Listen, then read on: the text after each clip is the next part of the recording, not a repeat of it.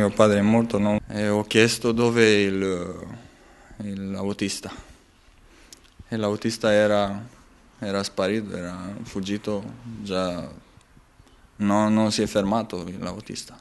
Quell'autista che lo ha investito deve pagare, spero che se non ha la coscienza e non vuole costituirsi ai carabinieri, significa che non è un uomo.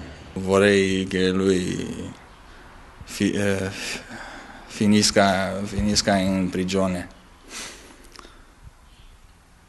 perché Dio lo ha ammazzato, no? È il racconto straziante e carico di dolore di un figlio rimasto orfano del padre. Se non ti costituisci, non sei un uomo.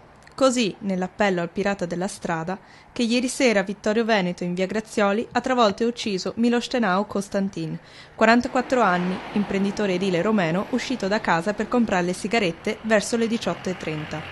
A unirsi al dolore della famiglia anche il benzinaio che conosceva bene la vittima. Spero soltanto che questo signore si penta e si faccia vivo, cioè quantomeno. La procura ha disposto l'autopsia per capire la dinamica dell'incidente. Al momento pochi i testimoni a cui si chiede di contattare le forze dell'ordine.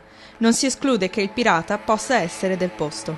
Quando che ha fatto il botto c'era uno che era sulle strisce pedonali, si è girato e la macchina è passata dietro di lui, cioè non è riuscito a vedere quelli che erano sulle macchine che erano fermi dove il signore poverino è andato a sbattere ancora contro quelle. Troppi i morti lungo quel tragitto, dicono i residenti.